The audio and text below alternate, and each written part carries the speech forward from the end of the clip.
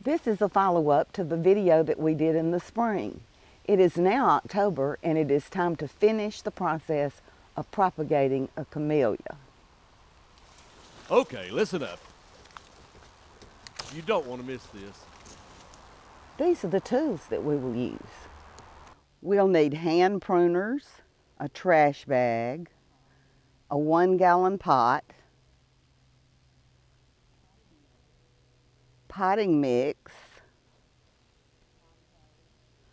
compost, fertilizer for acid-loving plants, a shovel, a trowel, a wheelbarrow, and water. We start by getting our pot ready with soil for the camellia. We'll use the wheelbarrow to mix 2 parts potting mix and 1 part compost, making sure we're moistening it well. We'll add some of our mixed soil to the pot. We'll also sprinkle a little fertilizer into the pot, and we're ready to go to the plant.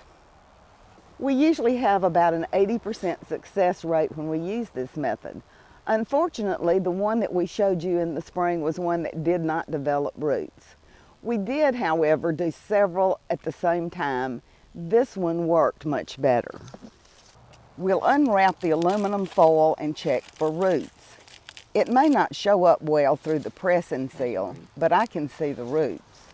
All right, now we can cut the root ball off 1 inch or 2 toward the trunk.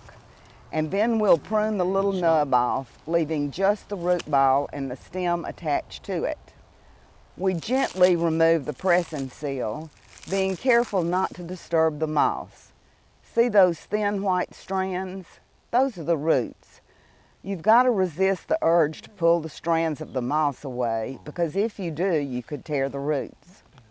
We'll place it in the pot, holding the top of the root ball about 1 inch below the top of the pot, and fill in some of our mixed soil around it. Make sure the top of the root ball stays even with the top of the soil. Don't want to bury it too deep. The foliage could stress our tender young roots, so we're going to prune it back. I'm going to take off any buds and then take off a little of every limb. Now our pot's ready to go. We'll keep it in a shady spot outside where it can get rain through the winter. It'll be ready to transplant in the spring. If I wanted to, I could wait until next fall to transplant this into the ground, but I would need to make sure that I had it well watered through the dry months of summer. The air layering method works very well and is easy to do, so why don't you try it next spring? Stubborn Old Gardeners comes from the Central Alabama Master Gardener Association. That's all we got.